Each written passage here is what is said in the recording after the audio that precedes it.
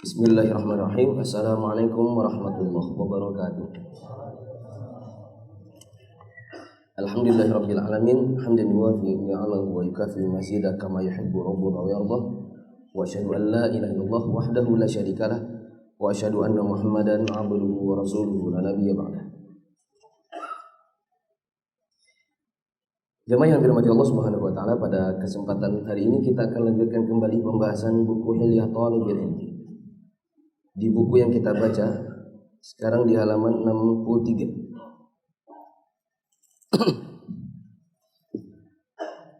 Di antara hal yang perlu diperhatikan oleh seorang penuntut ilmu dalam cara dia mempelajari ilmu, kata Syekh Bakar bin Abi Zaid dalam kitabnya ini, hifdzul ilmi bil kitabah, yaitu menjaga ilmu dengan menuliskannya. Sehingga saya simpulkan di awal dulu, tidak cukup seseorang belajar agama cuma dengar terus pulang.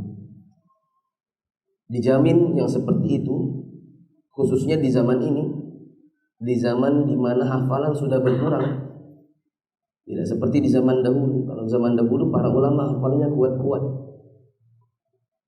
Adapun di zaman ini orang hafalannya kurang, karena memang tidak dibiasakan menghafal. Tidak pula terbiasa untuk mempelajari agama dengan membawa buku. Maka tidak cukup hanya dengan sekedar mendengar terus pulang. Dijamin orang seperti ini tidak akan bisa mendapatkan ilmu meskipun ngaji bertahun-tahun. Kita ini nggak sama dengan zaman dahulu. Zaman dahulu nggak ada gadget. Makanya di zaman dahulu nggak ada para ulama ngetik. Maksudnya ilmunya diketik di HP. Adapun di zaman dahulu ditulis di kertas. Di zaman dahulu orang nggak sibuk dengan WA, TG. Orang sibuknya membaca, tulis, jalan cari ilmu. Adapun di zaman ini kita berbeda. Zaman ini caranya kita belajar agama kebanyakan bertanya lewat media sosial. Kemudian jarang menghadiri kajiannya. Kalaupun hadir, nunggu ada daurahnya. Sehingga ilmunya tidak betul-betul didapatkan dengan cara yang benar. Mari kita baca di sini. Bersungguh-sungguhlah dalam menjaga ilmu berupa tulisan, karena mengikat ilmu dengan tulisan akan menghindarkan dari kehilangan dan memperpendek waktu pencarian ketika membutuhkan. Rasulullah SAW mengatakan, "Quyudu al-ilma bil kitabah." Begitu juga perkataan Imam Syafi'i, "Quyudu al-ilma bil kitabah." Ikatlah ilmu itu dengan menuliskannya. Ilmu itu diikat dengan cara menuliskannya. Dan mengikat ilmu dengan tulisan itu akan menghindarkan kehilangan. Kalaupun ada lupa, terus ingin mencari di saat yang dibutuhkan, maka kalau ada tulisan akan lebih mudah menemukannya kembali. Kata Syekh Utsaimin, dan hal ini lebih-lebihnya lagi dibutuhkan untuk menuliskan, khususnya pada masalah-masalah yang jarang dibahas atau masalah yang tidak standar di buku. Maksudnya bukan hal yang mudah, yang biasa ditemukan di buku-buku. Begitu pula menulis itu sangat butuh manakala ada pembagian-pembagian. Ya, misalnya pembagian makanan yang halal dan yang haram. Anggap lagi, apa hukumnya menerima makanan dari orang kafir? Itu kan butuh rincian. Enggak haram, enggak begitu, enggak pula halal.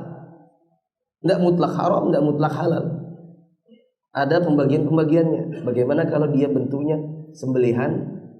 Bagaimana kalau bukan sembelihan? Misalnya bentuknya permen. Permen itu bukan sembelihan kan? Kalau daging kambing, sembelihan. Bagaimana kalau ini? Bagaimana kalau itu? Bagaimana kalau dia saat menyembelihnya membaca bismillah? Bagaimana kalau tidak baca bismillah? Bagaimana kalau kita tidak tahu dia baca bismillah atau tidak? Ini ada rincian lagi. Bagaimana kalau dia bukan sembelihan, seperti misalnya permen atau roti atau kue Black Forest, tapi dia memberikannya di tanggal misalnya 25 Desember. Boleh diterima atau tidak? Dimakan atau tidak? Ini pembagian-pembagian demikian sangat butuh untuk tulis. Ya. Maka benar kata Syekh Utsaimin itu bahwa pada masalah yang butuh untuk dibagi-bagi atau dirinci, maka seorang penuntut ilmu harusnya menulis. Nah, tersisa masalah menulis yang bagus itu dengan pena kah atau diketik? Karena sebagian orang ada yang mengetik, ada sebagian orang yang menulis dengan tangan. Masing-masing itu ada kelebihan, ada kekurangan. Kekurangannya ketik. Kalau kita nulis Arab, kita tidak akan terbiasa. Ya kan sebagian orang ini tak. Tapi dia hafal keypadnya, alif terus lam terus ham terus. Sehingga membentuk tulisan itu bukan dirinya, tapi siapa? Si gadgetnya, si HP-nya. Adapun dia kalau nulis hadis dengan tangannya, dia nggak terbiasa. Dan ini saya dapati di ikhwan-ikhwan yang ikut kelas bahasa Arab. Dia menjawab pertanyaan dengan ketik-ketik. Sementara belajar bahasa Arab harus nulis. Karena sambil nulis akan tahu, oh ini apa saya kidal ya pakai tangannya gini. Alif lam, kemudian nanti ujungnya waw, dhammah atau fathah atau kasrah. Itu akan sangat terlatih kalau kita nulis dengan tangan. Oleh karenanya kalau ketik itu tidak akan terbiasa kalau ketikannya adalah bahasa Arab. Maka hindari mengetik atau mencatat bila pelajarannya ada bahasa Arabnya. Harus nulis. Kemudian kelebihannya kalau ketik itu bisa di-share. Bisa ketik-ketik, disusun ulang, dikasih gambar-gambar gitu kan, terus di-share. Sehingga ilmunya bisa nyebar. Maka masing-masing ada kelebihan dan kekurangan. Tapi kalau saya pribadi, saya lebih suka tulis tangan. Tulis tangan. Karena tulis tangan itu betul-betul akan ingat. Nah. Makanya antum kalau lihat buku saya ada post-it warna kuning itu ditempel-tempel sana sini.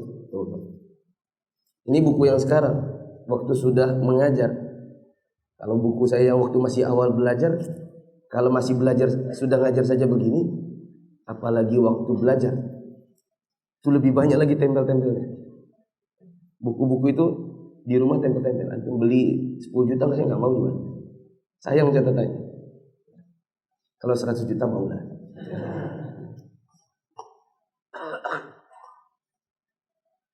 Nah, oh ya, untuk menulis dengan tangan paling bagus kalau ada seperti kertas yang ditempelkan di tempatnya. Terutama persoalan-persoalan ilmiah yang tidak terduga. Yang tidak terduga maksudnya yang jarang orang bahas. Salah satu manfaat paling besar adalah ketika usia semakin tua dan kekuatan semakin lemah, ketika engkau memiliki materi yang bisa menjadi bahan untuk menulis, ketika itu engkau memiliki materi yang bisa menjadi bahan untuk menulis tanpa kesulitan mencari dan mendalaminya. Karena itu, buatlah koleksi catatan untuk menulis berbagai informasi ilmiah, hal-hal yang unik, pembahasan yang berserak-serakan di berbagai tempat yang tidak terduga. Jika engkau memiliki sampul untuk menulis kandungan catatan tersebut, itu baik. Sampul dicoret ganti post-it yang kertas kuning ini. Bila antum ingin menulis, antum punya kertas khusus untuk tempel, nulis tempel, itu lebih bagus. Saya baru membiasakan dengan post-it waktu sudah balik ke Indonesia. Kalau dulu betul-betul saya mencari kertas-kertas di kampus, kertas yang bekas fotokopian yang sudah dibuang itu. Saya suka datang ke fotokopian terus nanya, "Mas, ada kertas bekas gak? Yang misalnya fotokopi KTP tapi hitam semua gitu kan, suka dibuang-buang, maka saya ambilin. Saya nulis itu, saya gunting, tempel pakai isolasi. Serius. Buku-buku saya yang di rumah yang waktu awal-awal tahun 2007, 2008 itu banyak yang betul-betul gunting tempel. Ditulis, digunting, ditempel. Ditulis, digunting, ditempel. Bahkan kadang-kadang harus diukur dulu. Oh, ini bukunya segini. Kertas HVS-nya besar, sebesar apa saya bisa nulis? Dikukur dulu, oh segini. Baru digunting, baru ditulisin. Karena itu buatlah koleksi catatan untuk menulis berbagai informasi ilmiah, hal-hal yang unik dan pembahasan yang berserakan di tempat-tempat yang tidak terduga. Jika engkau memiliki post-it untuk menuliskan catatannya, itu baik. Pindahkan koleksi yang terhimpun padamu pada catatan yang lain yang ditertibkan berdasarkan tema. Diberi tulisan dengan tema utama yang dibahas dengan mencantumkan judul buku, nomor halaman, dan jilid. Teman-teman dirahmati Allah, kadang catatan itu berserakan. Gini, sebagian orang ada yang kalau punya buku catatan kajian itu bukunya satu gini. Di mana kalau dia datang kajian, halaman yang ini misalnya halaman fikih. Besok kajian akidah dia lanjutkan lagi di halaman berikutnya, kayak buku tulis biasa. Paham nggak maksudnya? Terus nanti besok akhlak tulis lagi, ganti ustadz tulis lagi. Sehingga dalam satu buku tulisnya itu bercampur materi, bercampur ustadz-ustadznya. Kalau saya dulu mesti pakai binder. Dimana kalau kita beli binder itu ada kertas-kertas keras yang buat pembatasnya. Saya tulis al-akhlaq, al-aqidah, al-fiqh. Nanti tinggal beli bindernya yang bolong-bolong. Jadi saya misalnya nulis sini untuk akhlak, ya nanti menempatkannya di akhlak.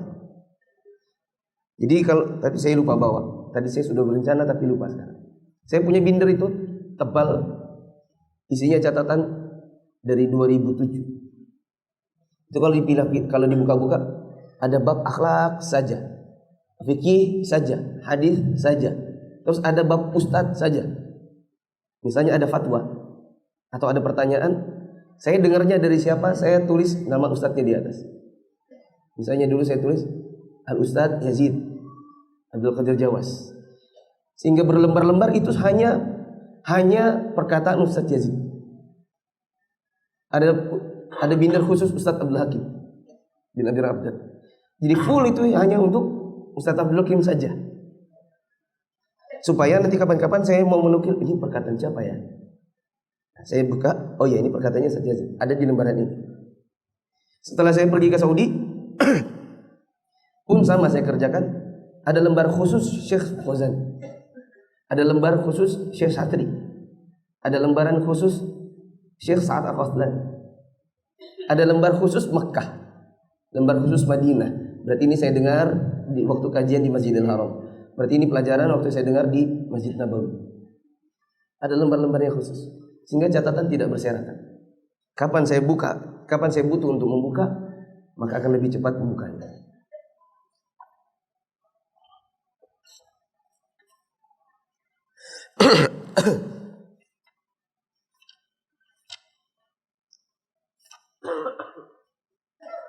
Kemudian di sini disebutkan kalau bisa tuliskan temanya, cantumkan judul bukunya, nomor halamannya, jilidnya.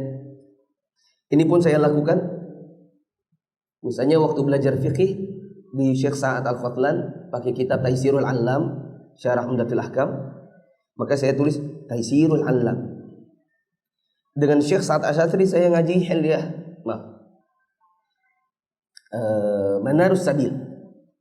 Maka saya tulis itu Syekh Asy-Syadzili Manarus Sabil. Karena ada buku yang lain lagi, Kitab Tauhid.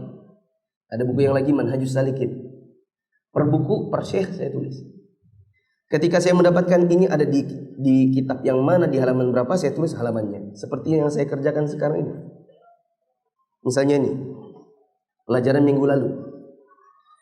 Di halaman 60 saya dapatkan penjelasannya di bukunya Syekh Utsaimin yang ini. Syarah Hilyah Thalib Ilmi. Maka saya tulis di situ. Syekh Utsaimin Syarah Hilyah Thalib Ilmi halaman 164.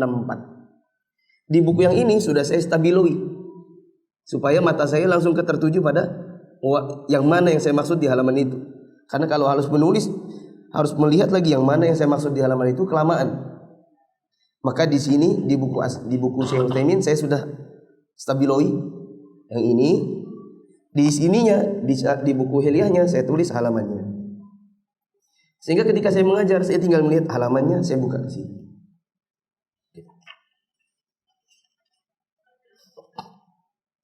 Tapi saya katakan yang seperti ini mungkin tidak mudah, kecuali bila antum punya motivasi dakwah. Karena kalau hanya motivasi untuk dapat ilmu buat diri sendiri, saya yakin antum tidak akan punya effort sebegitu besar. Antum hanya akan bisa punya seperti itu kalau visi kedepannya saya mau berdakwah. More vision, more effort.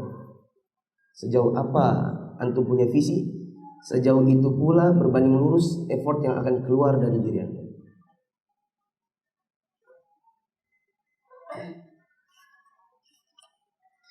Kemudian tulislah pada catatanmu itu telah dinukil atau telah disalin, supaya tidak bercampur dengan catatan yang belum disalin. Sebagaimana sebaiknya engkau menulis sudah sampai halaman sekian. Ini jemaah, lihat. Buku ini ada apa nih? Pembatas bukunya yang benang ini, tali ini. Untuk apa sih ada ini? Ini bukan hiasan. Ini pembatas untuk tahu di mana sampai di mana antum belajar. Ini kalau bagi seorang thalibul ilmi ini berharga. Bagi seorang penuntut ilmu sejati, tali merah ini berharga. Karena daripada dia, sampai mana yang kemarin ya? Muyak carinya. Sudah tinggalin aja. Jadi kalau ada ini, dia tahu di mana dia selesai membaca. Sebagian orang ada yang suka melipat bukunya. Kalau saya sih sayang, karena kalau dilipat nanti lama-lama jelek. Maka saya punya pembatas buku sendiri. Cari pembatas buku.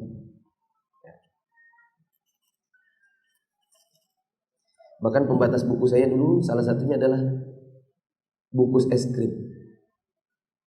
Pembatas bukus es krim, yaitu es krim perdana waktu saya menikah. Es krim bentuknya cinta, love. Masukin di situ. Itu bertahun-tahun ada di buku, jadi pembatas buku.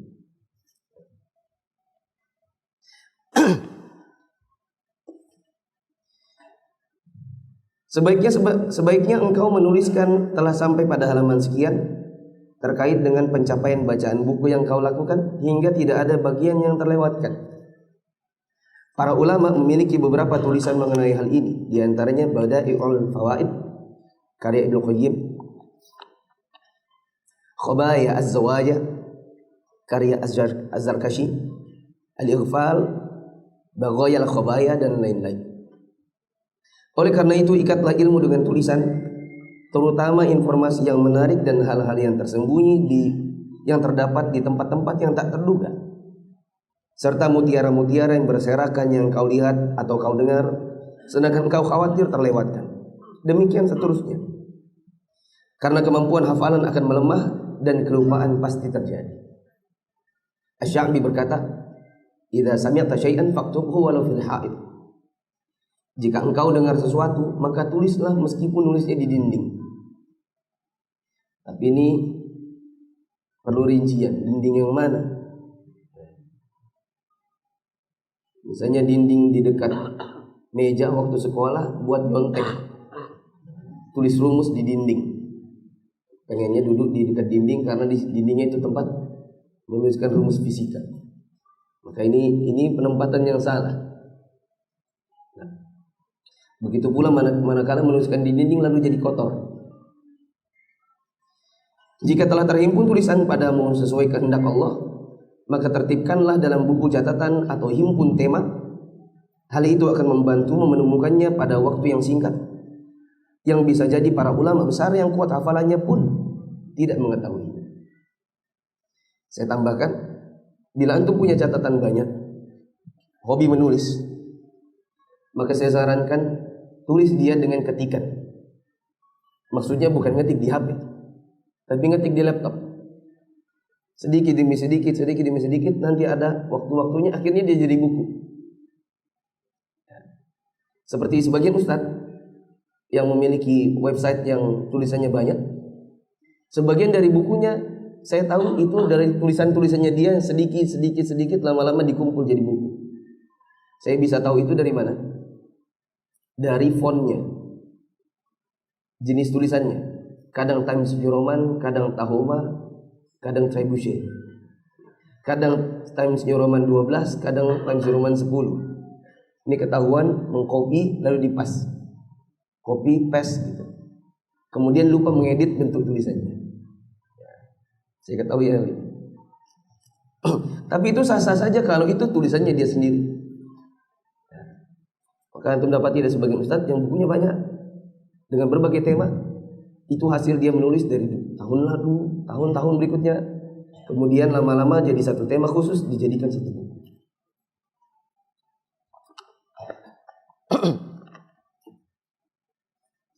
Ke-28, menjaga ilmu dengan perhatian.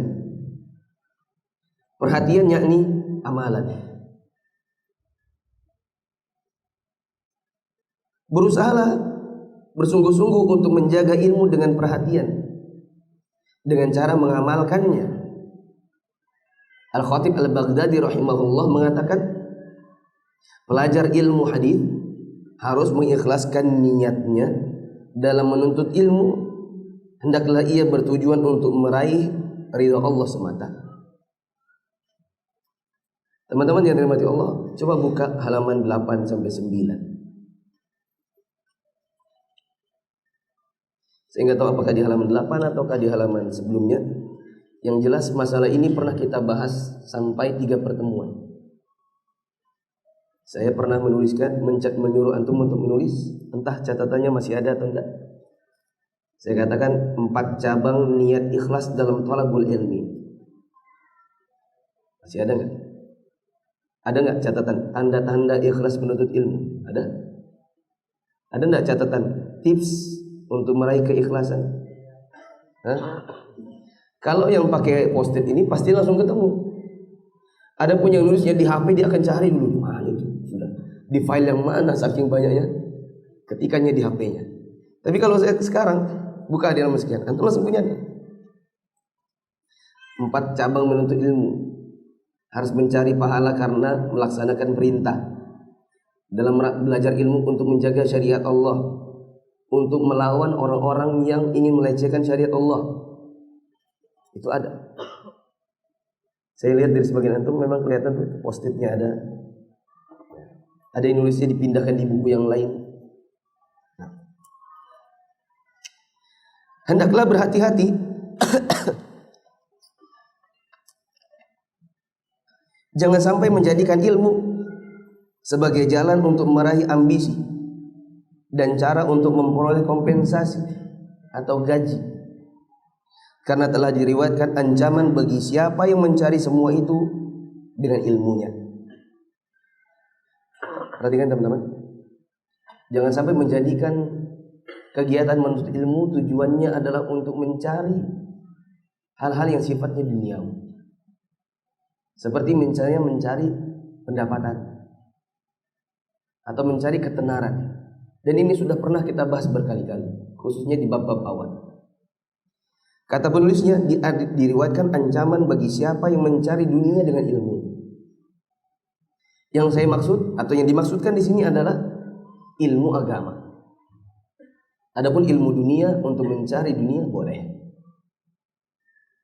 Kuliah kedokteran dalam rangka mencari kekayaan halal, tidak masalah. Tapi kalau bila itu bisa dikembangkan dengan niat untuk bisa memberikan pengobatan kepada rakyat miskin, itu lebih bagus lagi. Tapi mencari kekayaan dengan ilmu agama, maka ada banyak ancamannya. Misalnya hadis Rasulullah SAW yang diriwayatkan Imam Ahmad, kata beliau, man ta'allama al-ilma man ta'allama ilman mimma yubtagha bihi wajhullah la yata'allamuhu illa liyusiba aradan min ad-dunya lam yajid arfa al-jannati yawm al-qiyamah. Barang siapa yang belajar ilmu yang harusnya waktu belajarnya itu niatnya adalah untuk mencari Allah, dan dia tidak mempelajarinya melainkan untuk mencari keuntungan-keuntungan dunia, dia tidak akan mencium bau surga di hari kiamat. Rasulullah SAW juga mengatakan, man ta'allama ilman liyujariya bihi ulama wa liyumariya bihi sufaha wa liyusarrifa bihi wajhun nasi ilaihi adkhalahu Allahu an-nar. Barang siapa yang belajar agama dengan niat untuk menjejajarkan dirinya dengan para ulama dalam rangka untuk bisa merasa lebih tinggi dan berdebat dengan orang-orang yang bodoh, atau supaya manusia mengikuti dirinya, maka Allah akan masukkan dia ke dalam neraka. Belajar agama tujuannya supaya dibilang alim, atau belajar agama supaya kalau ketemu dengan orang-orang bodoh bisa berdebat, atau supaya bisa punya fans yang banyak, supaya orang melihat ke dirinya, bukan melihat kepada Allah, bukan mengajak manusia berdakwah untuk dekat kepada Allah, tapi dekat kepada dirinya. Kata Rasulullah SAW, adkhalahu Allahu an-nar, maka Allah akan masukkan dia ke dalam neraka. Hendaklah menjauhi sifat berbangga dengan ilmu. Jangan pula tujuannya mencari ilmu hadis adalah untuk memperoleh jabatan kepemimpinan, memperoleh banyak pengikut dan menyelenggarakan berbagai forum. Karena penyakit yang menyerang para ulama kebanyakan berasal dari yang seperti ini. Hendaklah penjagaan hadis yang dilakukannya adalah dengan cara memperhatikan. Sebelum masuk ke sini, disebutkan oleh penulisnya, penyakit yang menyerang para ulama kebanyakannya berasal dari keinginan untuk memperoleh jabatan, pengikut, dan lain-lain. Saya tambahkan, adapun penyakitnya orang di zaman ini, penyakitnya banyak. Dan di antara penyakit yang wajib untuk kita waspadai adalah enggan belajar karena satu, merasa diri lebih lama belajar sehingga tidak mau semajelis dengan yang baru belajar. Merasa diri sudah 10 tahun, aku malas ikut kajian sana karena di sana mayoritas belajarnya baru 5 bulan. Gak level. Atau enggan belajar karena merasa yang ngisi durasi belajarnya sama dengan dirinya, yaitu startnya sama-sama. Cuma mungkin salah satu temannya melejit lebih cepat daripada dirinya, dia terlambat. Ketika temannya pada taraf sudah menjadi dai mengajar, enggan untuk menduduki majelisnya dikarenakan sama-sama awal belajar.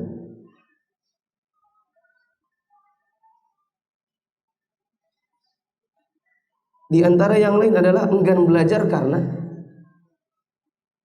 sudah terlanjur ngajar. Walaupun sebenarnya pengajarannya yang dilakukan hanya level-level yang bukan kajian betulan. Maksud saya, misalnya sudah terlanjur buka kelas tahsin, sudah terlanjur buka kelas bahasa Arab, terus enggan belajar karena sudah pada level mengajar. Bahkan sebagian teman-temannya sudah menyebutkan dirinya ustadz. Sudah terlanjur disebut ustadz. Malulah saya belajar kalau nanti saya ke pengajian, lalu saya sekelas sedudukan dengan yang saya ajar misalnya. Ini penyakit. Membuat orang jadi malas belajar, membuat orang jadi sebagaimana yang dikatakan Umar bin Khattab, ta'allamu qabla an tusawwadu. Belajarlah sebelum kau dianggap orang. Maksudnya, belajarlah sebelum kau jadi pemimpin, sebelum engkau jadi orang. Karena kalau sudah jadi orang baru mau belajar, susah. Susahnya adalah kalau terlanjur derajatnya sudah terlanjur tinggi. Saya katakan kalau dia burung terlanjur terbang, mau balik ke sarang susah.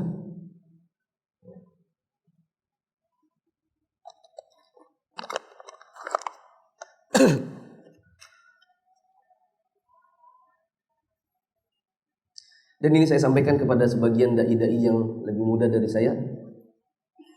Ada yang saya sampaikan kepada mereka, hendaklah antum banyak-banyak belajar. Bila tidak, nanti sudah terlanjur jadi orang, antum sudah susah lagi untuk kembali ke majelis ilmu. Karena ustadz-ustadz senior di zaman dahulu di Balikpapan ini, sebagian ada yang berkata kepada saya mufti. Kata ustadz itu yang senior, ma'ruf kalau di Balikpapan, saya ini banyak pengajian, tapi saya terus terang belum bisa bahasa Arab. Di mana ya ikut kelas bahasa Arab? Loh, ada di masjid di masjid anu. Siapa yang belajar? Ikhwan. Aduh, susah. Saya tahu susahnya susah apa? Terlanjur ngajar masalahnya. Untuk nurunkan lagi derajatnya sudah susah. Apa kata orang nanti? Kalau ada khotib terkenal, penceramah terkenal, keliling kemana-mana, ikut kelas bahasa Arab sama antum misalnya. Seolah-olah mempermalukan diri sendiri. Dan saya katakan kepada yang dai-dai muda, itulah mungkin ada dari antum. Saya nggak tahu pasti siapa, tapi seandainya ada dari antum yang sudah buka kelas bahasa Arab, sudah buka kelas tahsin, hati-hati penyakit burung terbang nggak bisa balik. Karena terlanjur ngajar, untuk merendahkan diri lagi kembali ke belajar dasar nggak bisa, karena malu. Jangan ngisi khutbah dulu bila antum belum bisa bahasa Arab. Jangan ngajar bahasa Arab dulu bila antum betul-betul belum mumpuni baca kitab. Ada yang pernah datang kepada saya di kota ini, Ustaz, saya mau dong direkomendasikan ngajar bahasa Arab. Bisa, udah bisa. Coba baca kitab. Coba ini saya bukakan. Coba baca ini Arab gundul. Wah, anu nggak mau Ustaz, malu. Loh, gimana caranya saya mau merekomendasikan antum ngajar bahasa Arab? Saya nggak tahu kualitasnya. Antum disuruh baca nggak mau. Katanya malu. Coba baca, malu. Baca, malu. Dan betul-betul sampai selesai nggak mau baca. Maka saya bilang saya nggak mungkin rekomendasikan antum. Suatu hari akhirnya ikut kelas bahasa Arab punya saya. Saya tes i'rab ini. Salah. Kenapa itu dhammah? Enggak tahu. Kenapa itu fathah? Enggak tahu. Saya bilang, gimana waktu itu antum datang kepada saya minta direkomendasikan ngajar bahasa Arab, antum tak suruh baca, kenapa fathah antum enggak tahu? Kenapa antum baca misalnya thalabul ilmi? Kenapa mi? Kenapa kasrah? Kenapa enggak ilmu?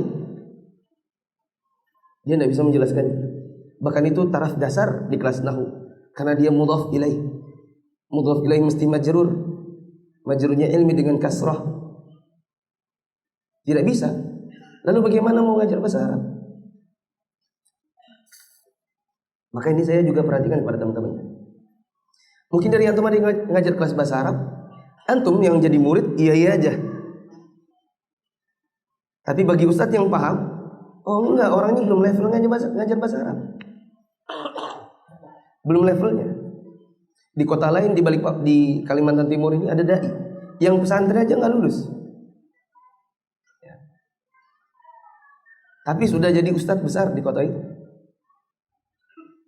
Bahkan di Indonesia ini ada orang yang suka menjelek-jelekkan manhaj salaf, menggantinya dengan manhaj salaf. Diketahui orang yang selama sekolahnya waktu pondok dulu dikeluarkan dari sini, dikeluarkan dari sana karena akhlaknya buruk. Karena banyak masalah-masalah. Terus sekarang sudah jadi ustadz besar, ustadz Facebook tapi. Ya. Jangan salah guru. Hati-hati memilih guru. Tidak semua orang yang mengatakan, maukah belajar sama saya bahasa Arab? Terus antum ikuti. Belum tentu. Dia direkomendasikan oleh siapa? Ustadz siapa yang bilang dia mumpuni untuk mengajar bahasa Arab? Itu perlu untuk tahu. Karena yang saya inginkan adalah jangan sampai ada orang seperti burung terbang, lanjut tinggi, tidak bisa mendarat lagi ke bumi. Enggan baginya, mending dia di atas gunung. Meskipun dia tahu di sana banyak makanan. Meskipun tahu di situ yang sebenarnya tempatnya aslinya. Wallahu a'lam. Hendaklah penjagaan hadis yang dilakukannya adalah dengan cara memperhatikan, bukan hanya dengan menceritakan. Dicoret itu, diganti terjemahannya. Hendaklah penjagaan hadis yang dilakukan adalah dengan cara mengamalkan kandungannya, bukan hanya dengan menghafalkan riwayatnya. Saya buka di kitab aslinya, saya dapati bunyinya begini.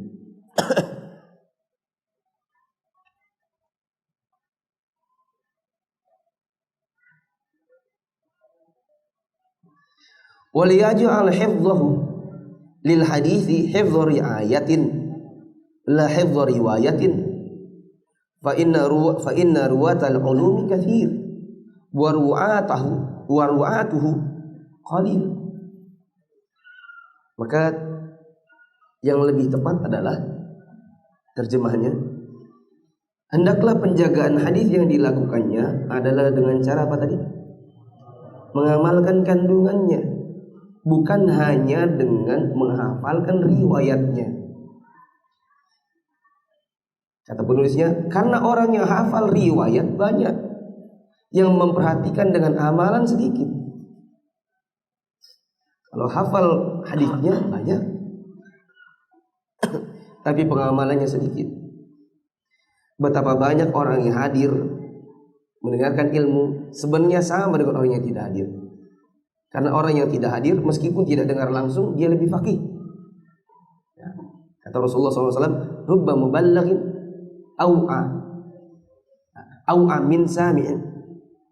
Berapa banyak orang yang ketika dia disampaikan ilmu, dia lebih faqih, dia lebih paham dibandingkan orang yang cuma mendengar, meskipun mendengarnya mendengar langsung. Berapa banyak orang yang berilmu, tapi hakikatnya sama dengan orang yang bodoh. Dan penghafal hadis yang tidak mendapatkan manfaat darinya sama sekali, karena keengganannya melaksanakan hukum, seperti orang yang sama sekali tidak mengerti dan tidak memiliki ilmu mengenainya. Berilmu saja tapi tidak ada pengamalan, maka ini sama dengan orang bodoh. Dan orang bodoh, dia tidak mengamalkan karena dia tidak tahu. Ya, berbuah pada tidak adanya pengamalan.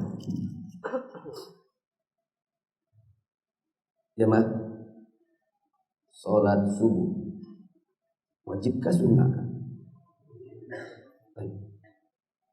Sholat subuh berjamaah, tidak sakit, tidak hujan, tidak safar, pergi ke masjid bagi laki-laki, wajibkah sunnahkah? Serius loh ya? Antum sudah tahu kan ilmunya? Kecuali ketiduran. Dan yang namanya ketiduran itu jarang-jarang. Kalau tiap hari atau 2 hari sekali, itu bukan ketiduran, itu lalai dari menjaga sholat subuh. Paling ketiduran itu sebulan sekali. Itu pun karena misalnya capek, bergadang, baru pulang dari safar, off. Pulang dari kerja, baru off. 2 minggu begadang, jet lag tahu ya? Perubahan waktu. Seperti tadi subuh saya terlambat sholat subuh. Saya pergi ke Solo. Kemarinnya saya sholat subuh tepat waktu, tapi saya tidak perhatikan jam berapa itu. Nah, tadi malam merapat, ya, kumpul ustadz-ustadz pembimbing umrah, menyetarakan pendapat, menyamakan apa hukumnya berwudu untuk tawaf, itu wajibkah sunnahkah, kalau batal bagaimana hukumnya ini, hukumnya itu. Kami rapat sampai tengah malam. Malam saya sudah nggak periksa lagi alarm HP hidupkah, matikah, dicaskah, tidakkah. karena capek ketiduran. Dan saya tidak tahu jam berapa sholat subuhnya. Saya bangun jam 5 karena di sini orang sholat subuh jam 5. Ternyata setelah sholat subuh saya keluar, matahari sudah terang. Ternyata di sana jam 4 lebih sekian saja sudah sholat subuh. Penuntut ilmu hadis seyogyanya memiliki ciri khas yang membedakannya dari kebanyakan orang awam dalam banyak persoalan, dengan menjalankan athar-athar Rasulullah SAW semaksimal mungkin serta menerapkan sunnah-sunnah pada dirinya. Allah berfirman, laqad kana lakum fi Rasulillahi uswatun hasanah. Sesungguhnya pada diri Rasulullah terdapat suri tauladan yang baik bagi. Wallahu a'lam bishawab. Adzan. Bagaimana jika kita berwasiat agar nanti saat wafat menjelang meminta untuk dikuburkan secara sunnah, tidak dibuatkan pagar ke apa ini? Apakah diperbolehkan? Boleh, bahkan bagus. Saya wasiatkan untuk kalian kuburkan saya, 1, gak pakai kijing. 2, gak ada tulis-tulisan, hanya nisan tok. 3, gak pakai azan. 4, gak pakai talqin. 5, gak pakai selamatan malamnya. Antum tulis, antum ucapkan kepada anak atau keluarga khususnya yang memang belum mengerti sunnah, itu baik. Jika wasiat tidak jalankan, apakah nanti si mayit akan menanggung dosanya? Tidak. Yang berdosa adalah bila mana mayitnya justru mewasiatkan sebaliknya. Saya wasiatkan kepada kalian, kalau saya meninggal, belikan kijing yang bagus. Tulis nama saya, jangan lupakan yasinnya. Azankan, bikin selamatannya. Bila tidak, awas. Dan saya mendengar ada yang mengatakan bahwa ayahnya mengatakan, bila tidak, awas kalian. Terus mau apa? Mau datengin jadi pocong? Mau pakai pintu kemana saja? Keluar dari kubur? Sebelumnya Ustadz pernah menjelaskan tidak akan masuk ilmu ke seorang murid jika tidak perhatikan gurunya. Iyalah, ada orang ikut kajian tapi nggak perhatian, kajian tapi Facebookan. Saya pernah lihat ini, kajian tapi dia tulis ketik-ketik di Facebook. Yang ia sibuk adalah sibuk foto ustadznya, baru sibuk lagi kajian loh.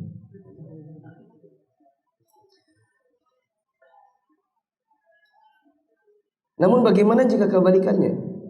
Seorang guru menjelaskan namun tidak perhatian muridnya menunduk, apakah seorang murid mendapatkan faedahnya dari ilmunya? Bagaimana kalau ternyata kebalikannya, gurunya yang nggak perhatian sama muridnya? Gimana ya maksudnya? Ya mungkin maksudnya muridnya mau ngobrol kah, hendakkah, sowan. Pokoknya yang penting saya ngisi. Ya. Mau saya kalian perhatikan kah, enggak terserah kalian. Maka ini juga jangan. Ya. Karena para ulama dari zaman dahulu tidak demikian. Ya. Ada teknik belajar mengajar yang zaman sekarang mungkin kami agak jarang praktekkan. Tapi dulu Syekh Utsaimin kata murid-muridnya, Syekh Utsaimin suka begini, memulai pelajaran dengan gini. Pelajaran minggu lalu sebutkan anu dan anu, tunjuk mukanya. Kamu enggak bisa berdiri. Tunjuk berdiri. Enggak bisa berdiri. Alhamdulillah. Adapun kalau itu kita terapkan di zaman ini, pasti kajiannya bubar. Takut. Minimal semua orang di awal kajian mesti nunduk karena takut wajahnya ditunjuk. Maka seorang guru harusnya perhatian. Nah sekarang bagaimana kalau terjadi kebalikannya, ustadz yang tak perhatian? Jawaban saya, teman-teman, ustadz itu siapapun dia itu juga manusia, ada kekurangan. Bila antum melihat kekurangan pada dirinya, please kirimi dia surat cinta. Serius. Dan kalau saya pribadi itu saya suka. Ada yang ngirim surat, yang penting bahasanya enak gitu ya. Kirim surat cinta, Ustaz. Saya mencintai antum karena Allah. Karena dengan itu meskipun saya adalah hanya seorang ikhwan murid, saya ingin menyampaikan masukan. Yang penting bahasanya enak. Saya memperhatikan kalau antum mengisi kajian, antum tidak pernah perhatian apakah murid itu dapat faedah atau tidak. Ada murid yang beginian begitu, antum tidak mau, tidak ada perhatian. Bila ada kekurangan pada dirinya, misalnya Ustadz, antum seringkali mengajar pakai baju kaos. Antum seringkali mengajar datang terlambat. Kami menunggu bermenit-menit, bahkan setengah jam, antum baru datang. Membuat semangat kami belajar jadi kurang. Kirimi dia surat cinta. Antum kalau ngisi libur terus. Katanya kajian rutin mingguan, tapi datangnya sebulan cuma 1 kali. Terus jangan pernah begitu. Adapun ustadz lain, Ustadz Anu, itu jangan pernah. Coba Ustadz Anu, antum bandingkan dia dengan orang lain, itu pasti tidak akan bisa diterima di hati. Pokoknya kirimi dia surat cinta, tegur dia, dan itu akan sangat baik untuk dakwah. Bila dia tipikal yang terus marah menerima masukan, saya yakin itu guru tidak pantas diambil ilmunya. Ada guru merasa sudah ngajar, diberikan masukan, marah, padahal bahasanya baik, intinya baik, berisi masukannya juga baik, kemudian jengkel dengan masukan itu, saya katakan ya guru tidak pantas untuk diambil ilmu. Karena orang yang berilmu itu bila dikritik maka dia akan menerima. Bagaimana hukumnya gaji karyawan ditransfer melalui bank konvensional? Apakah riba? Bila masih bisa cash, terima cash. Itu lebih utama. Bila ternyata dipaksa atau memang ada peraturannya, semua gaji akan ditransfer lewat bank, maka usahakan pakai bank yang tidak ada bunganya. Seperti antum pakai buku tabungan wadiah di bank syariah. Bila diharuskan hanya satu model, misalnya hanya yang konvensional, tidak boleh yang syariah, hanya ditunjuk hanya satu rekening bank konvensional, maka antum datangi CS-nya minta dibuang bunganya, dinolkan bunganya.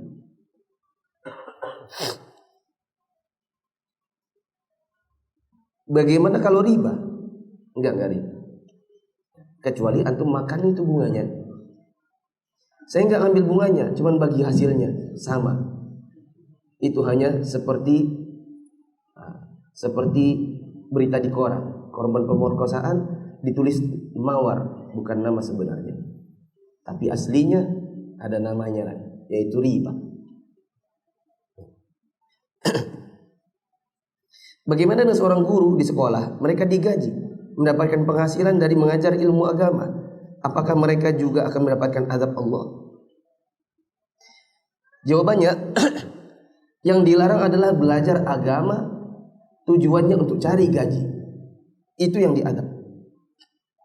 Sekarang sudah terlanjur ngajar lalu dapat duit, bagaimana? Ada khilaf ulama dalam 3 pendapat. Pendapat yang pertama tentunya yang melarang total, karena masuk dalam hadis ini yang saya sebutkan tadi. Pendapat yang kedua, membolehkan apabila sedari awal memberi syarat, saya mau dengan syarat gajinya sekian. Yang ketiga, boleh apabila tidak memberi syarat. Boleh apabila tidak mengatakan saya mau dengan syarat gajinya sekian. Pertama mengatakan dilarang mutlak. Yang kedua mengatakan boleh bila memberi syarat. Yang ketiga boleh bila tak memberi syarat. Wallahu alam, saya ambil pendapat yang ketiga. Ini pendapat Lajnah Daimah. Boleh bila tidak memberi syarat. Dikarenakan